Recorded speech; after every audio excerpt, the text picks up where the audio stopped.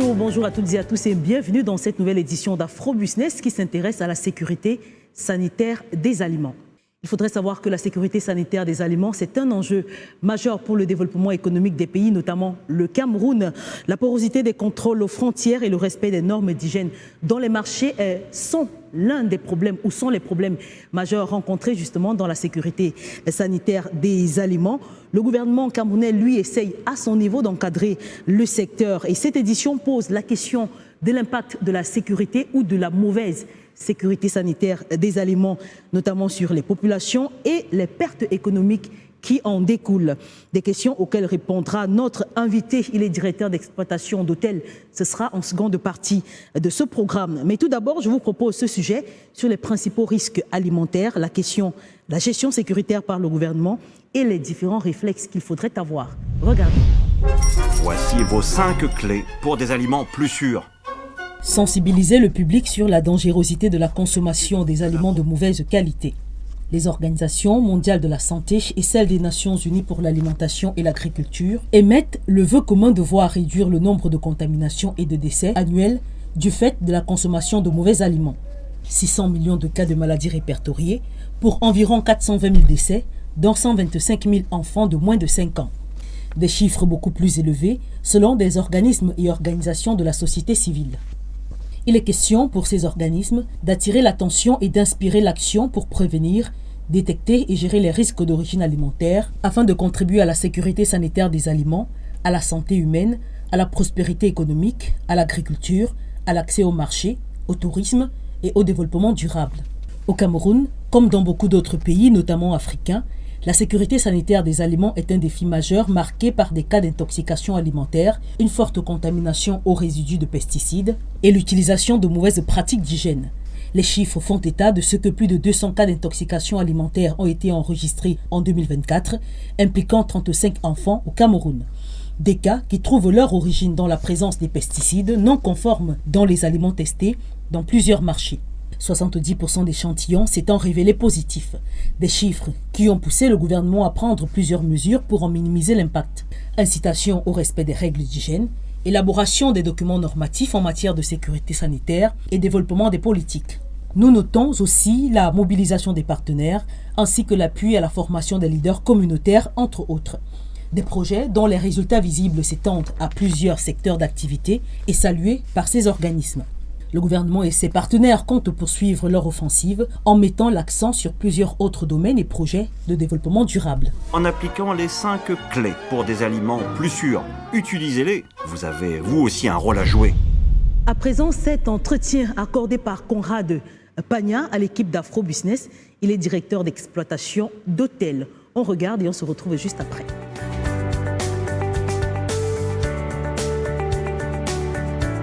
Monsieur Conrad Pagna. Bonjour monsieur et merci d'avoir accepté notre invitation. Bonsoir Menga. Alors nous parlons dans ce numéro de la sécurité sanitaire des aliments puisqu'on vient d'ailleurs de célébrer la journée mondiale en rapport avec la célébration comme je le disais. Alors le problème est en premier sanitaire. On sait que chaque année les aliments dangereux causent environ 200 maladies et touchent des millions de personnes dans le monde. Alors la question que je m'en vais vous poser est celle de savoir pourquoi cette journée est-elle cruciale et importante? Déjà, il faut rappeler le contexte de cette journée. La journée mondiale sur la sécurité sanitaire des aliments, la précision en vaut la peine, a été instaurée par les Nations Unies. C'était le 20 décembre 2018. L'objectif autour de cette journée, c'est de mettre en avant des dispositifs qui permettent d'offrir à la population mondiale des aliments de la meilleure qualité possible. Vous comprenez que face au phénomène d'intoxication qu'on pourrait relever ici et là, face au phénomène de la contamination des denrées qui sont très souvent proposées à la consommation humaine, il est important que l'humanité s'arrête un jour pour réfléchir sur les méthodes, sur les mécanismes à mettre en œuvre afin d'offrir au plus grand nombre des aliments de la meilleure qualité possible. Très bien, vous avez déjà fait la différence entre la sécurité alimentaire et la sécurité sanitaire parce que beaucoup peuvent se tromper. Il faut pouvoir dire ces deux termes qui semblent se ressembler, mais qui sont, je ne vais pas dire contraires, mais qui sont différents. La sécurité alimentaire, parler de sécurité alimentaire renvoie généralement à la disponibilité pour tous des aliments, de la nourriture, s'il faut parler trivialement. La sécurité alimentaire, si vous voulez, la problématique de la sécurité alimentaire répond à la question est-ce qu'il y a à manger pour tout le monde? La sécurité sanitaire des aliments, elle, répond plutôt à la question est-ce que les aliments à la disposition des populations sont de meilleure qualité? Donc voilà un peu où se situe la différence entre la sécurité alimentaire et la sécurité sanitaire des aliments. Il faut dire qu'elles ne sont pas contraires. Oui. On pourrait parler de sécurité alimentaire et de sécurité sanitaire en même temps. En réalité, ça devrait aller de pair. Mais c'est deux notions qui ne veulent pas dire la même chose de toutes les façons. Alors justement, puisqu'on parle de sécurité sanitaire, quels sont les principaux dangers pour nos aliments? Parce que parfois, des gens se disent, ça sort de la brousse, c'est bio, je peux consommer sans problème. Il y a forcément un danger quelque part et à un niveau précis. Est-ce qu'on peut avoir les principaux dangers? Tout objet qui est exposé à l'air libre dans l'environnement court le risque d'une contamination quelconque. Il en va pour je ne sais pas quoi, mais davantage pour les aliments que nous consommons. Ces aliments peuvent être contaminés sur le plan biologique, c'est-à-dire qu'ils peuvent être attaqués par des parasites. Ils sont exposés sur le plan chimique, c'est-à-dire par exemple que dans la composition d'un plat, il pourrait y être introduit, volontairement ou non, des substances qui le rendent tout de suite nocif. Ça peut être des substances chimiques, ça peut être n'importe quelle autre substance, je veux dire, mais qui est étrangère à la qualité de l'aliment qu'on va offrir. Enfin, il y a des dangers physiques. Oui. Vous pouvez vous asseoir dans un bénitariat, pour parler plus simplement, vous consommez une bouillie à l'intérieur de laquelle, de façon inattendue, s'est introduit un bout de verre, un bout de plastique. Vous imaginez que vous ingurgitez ce type de bouillie avec des corps étrangers, forcément, vous aurez des problèmes avec votre santé. Donc voilà les trois grands éléments qui menacent la sécurité des aliments. Il y a des menaces biologiques, des menaces chimiques, mais également des menaces physiques. Alors justement, ce qui voudrait dire qu'il y a des responsables, il y a des personnes responsables de la sécurité alimentaire. Je vais prendre le cas du Cameroun. Bon, les responsables de la sécurité alimentaire, c'est trop facile d'en parler et de dire c'est les autres. Il faut pouvoir dire que nous sommes tous responsables de la sécurité de nos aliments. Sur le plan institutionnel, au Cameroun, il y a une loi. La loi 2018-020, la loi cadre sur la sécurité alimentaire, qui définit et attribue les compétences des diverses administrations qui interviennent dans la mise en œuvre de la sécurité des aliments qui sont consommés au Cameroun. Nous avons le ministère de la Santé publique qui intervient là-dedans. Il y a le ministère de l'Agriculture, il y a le ministère du Commerce, il y a le ministère de l'Environnement, il y a également, je pense, le ministère de MINEPIA, le ministère des Pêches, des Industries animales, qui s'occupe singulièrement de la sécurité des viandes qui sont proposées à la consommation. Les viandes, ce sont des poissons, ce sont tout ce qu'on peut appeler comme viande. Donc voilà les différentes administrations qui interviennent, mais elles ne sont pas seules. À ces administrations, on peut greffer des organismes comme la NOR. On pourrait également y associer des commissions d'hygiène qu'on retrouve très souvent au sein des collectivités territoriales décentralisées. Donc, la sécurité alimentaire, c'est certes une affaire institutionnelle, c'est un combat qui est mené par les institutionnels, mais c'est d'abord et avant tout une préoccupation de tout le monde. Donc, chacun devrait se sentir intéressé dans le combat d'offrir à nos aliments la meilleure sécurité sanitaire possible. Très bien, je vais un peu étendre ma question et je vais étendre la provenance des aliments. Quand on parle de l'importation, quels sont les acteurs chargés de contrôle de la qualité sanitaire des aliments? Ce qu'il faut dire, c'est que le problème, ce n'est pas l'importation. Parce que localement, on peut également produire des aliments qui sont de mauvaise qualité. On peut produire des aliments qui sont mal conservés et lorsqu'ils arrivent sur la table du consommateur, deviennent un danger pour la santé de ce consommateur-là. Donc le problème, ce n'est pas forcément l'importation. Il va sans dire que des denrées alimentaires qui sont importées obéissent, je veux dire, le processus d'importation des denrées alimentaires a des règles. Et c'est pour cela que, par exemple, dans une conférence que nous organisons jeudi, nous avons invité le port autonome de Douala pour venir exposer sur les dispositifs de lutte pour obtenir une meilleure sécurité des aliments qui transitent par la plateforme portuaire de Douala, par exemple.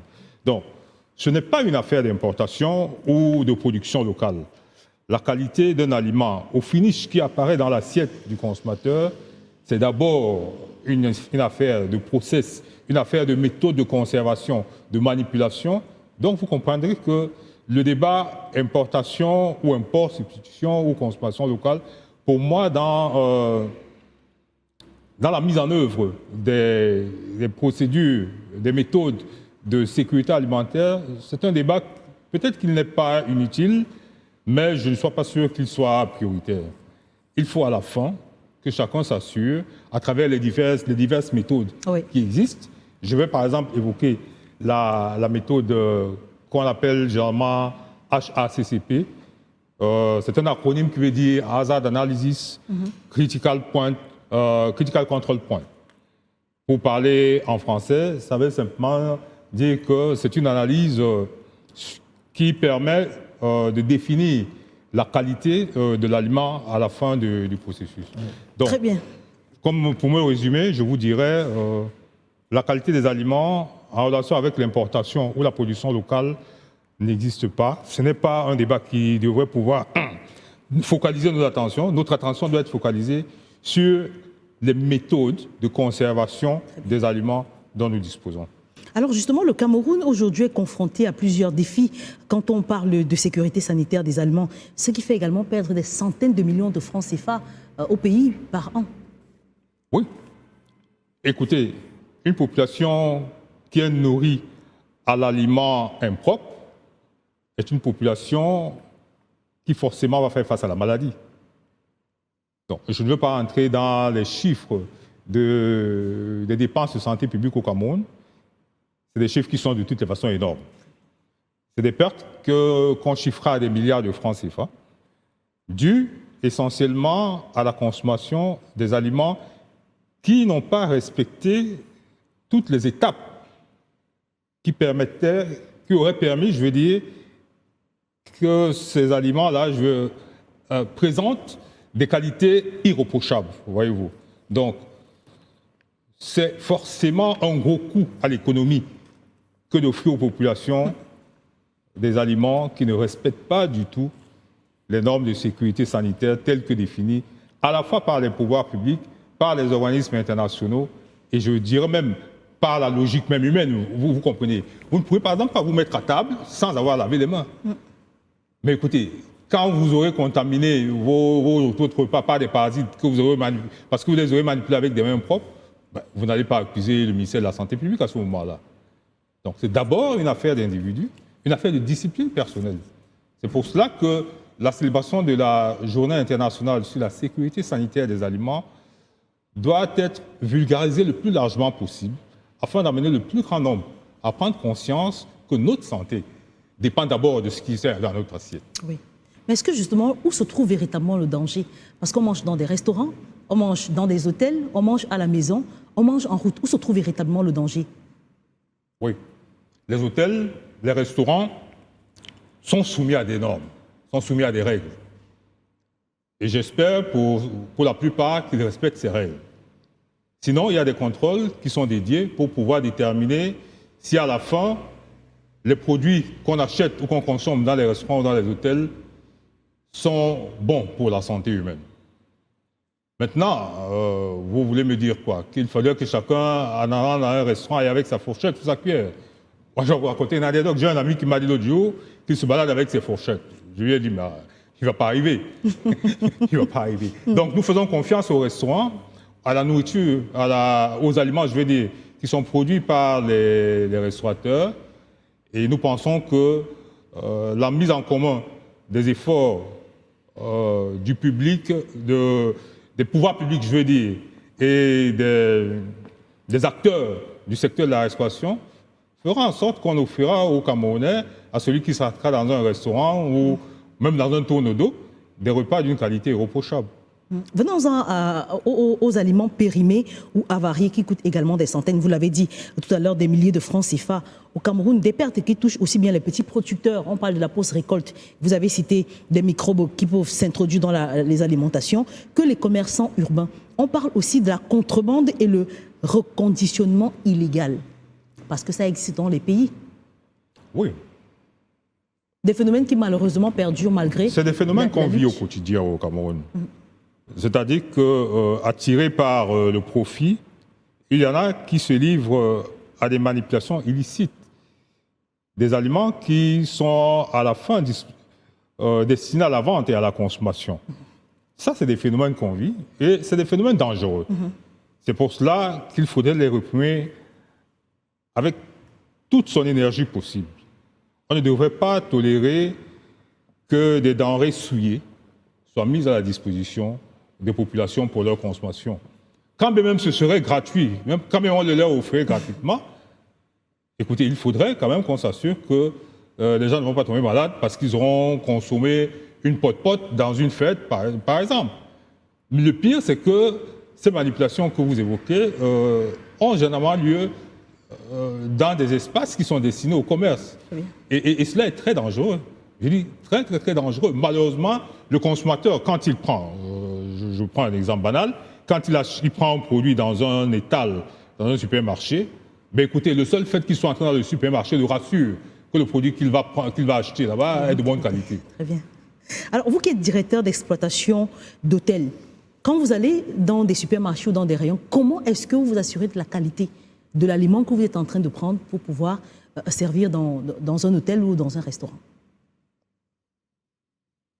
En réalité, chaque point de vente, de restauration, devrait communiquer sur la qualité, les quantités, mais aussi la composition des aliments qu'ils mettent à la vente.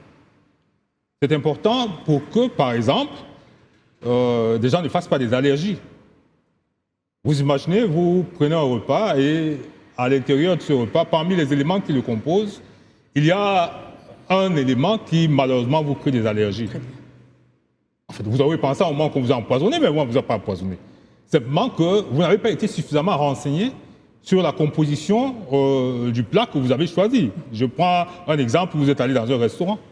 Donc, il est important que soit spécifié de manière claire les compositions des différents éléments qui sont mis à la vente. Ça, c'est pour les restaurants.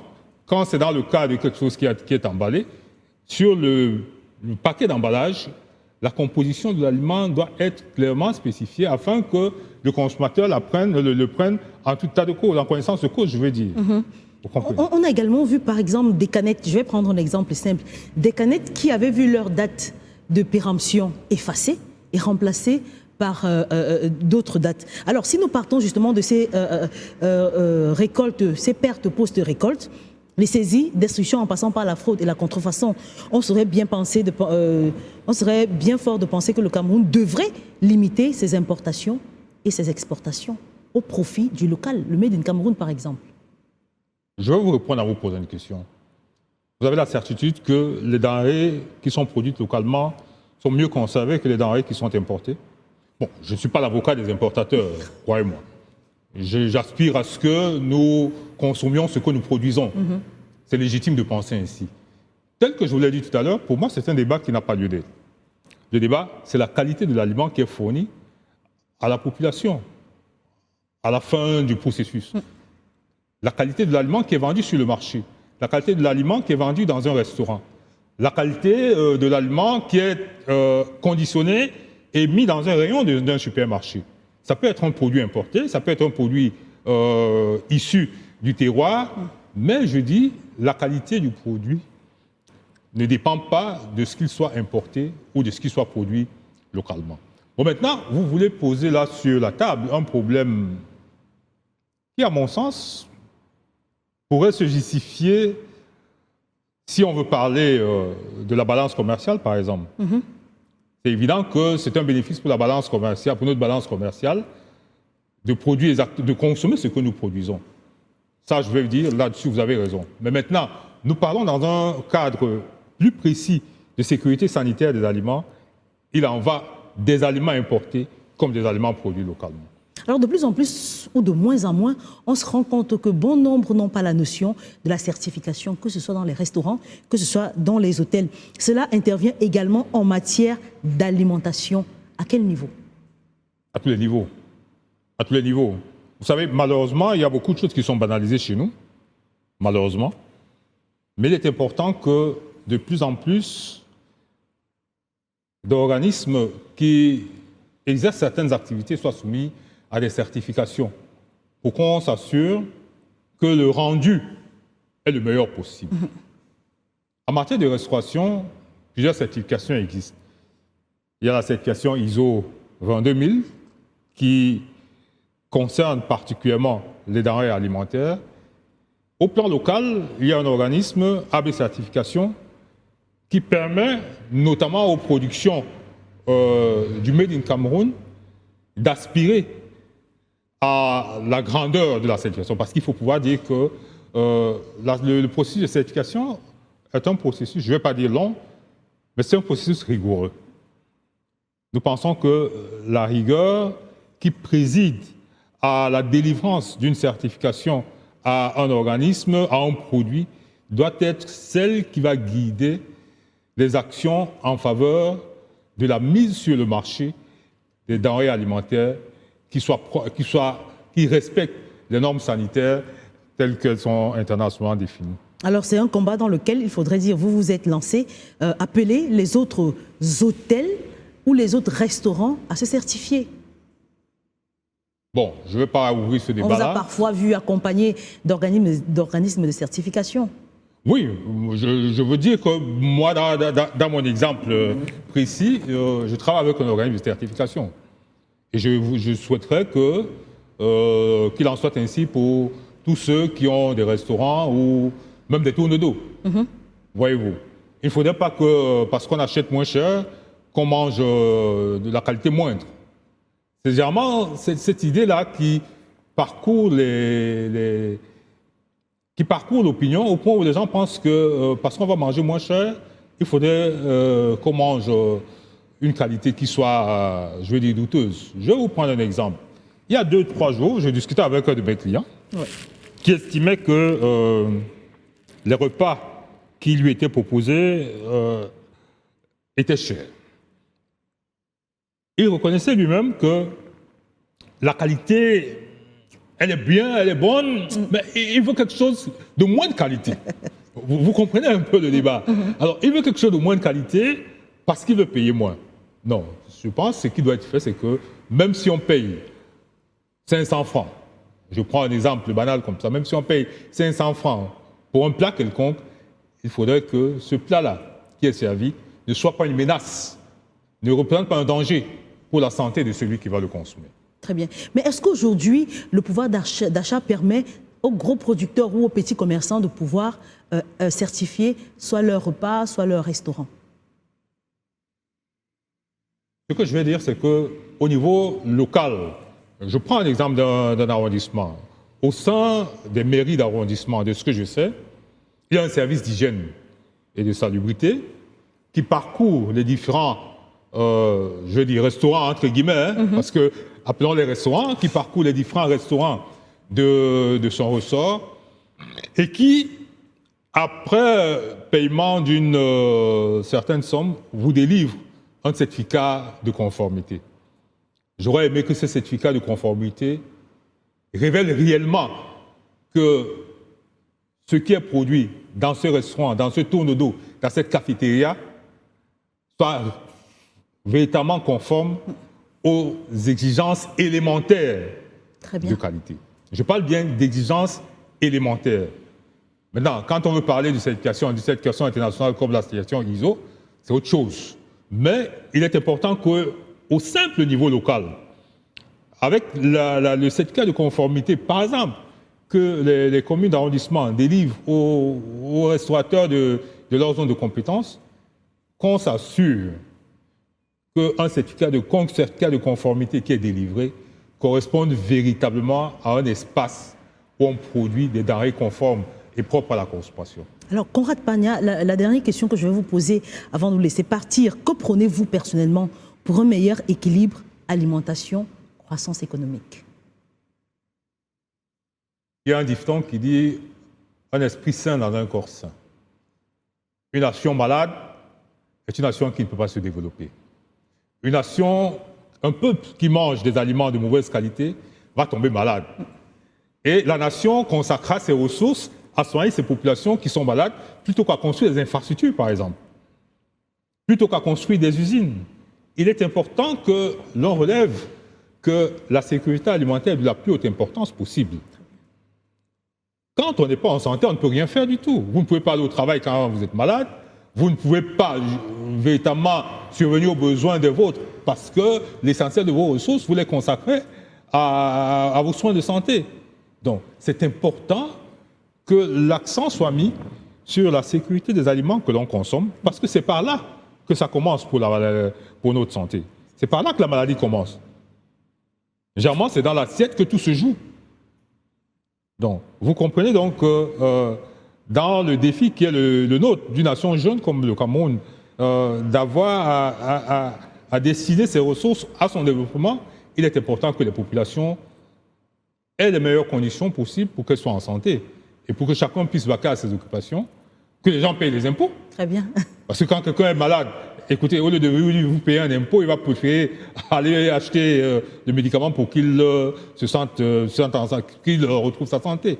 Donc, c'est important que l'accent soit mis à tous les niveaux possibles. Hein. Je vous dis, il n'y a pas un niveau qui soit un petit ou un grand niveau ou un middle niveau. Je dis, à partir de la cafétéria du quartier, à partir de la maman qui fait des beignets au quartier, à partir, comme on dit germain, du maguida qui te coupe la viande au quartier, il est important que les règles de santé soient établies, que leur suivi soit contrôlé et qu'on s'assure qu'à la fin, chacun respecte les normes qui ont été définies. Conrad Pagna, directeur d'exploitation d'hôtels, merci pour ces explications. Je vous remercie, Madame Awenga. Merci de m'avoir invité sur votre plateau. La prochaine fois, on espère que vous reviendrez. Écoutez, chaque fois que vous nous inviterez, nous pensons que nous reviendrons. Et c'est avec cet entretien qu'on met un terme à ce numéro d'Afro Business. Merci à vous de nous avoir regardés. Je vous invite à revoir ce programme sur nos différentes plateformes de médias sociaux, sur Facebook, sur Twitter, sur LinkedIn, sur YouTube et même sur Instagram. Très bon suivi des programmes sur Dash Télévision et Dash Média. Et à très vite.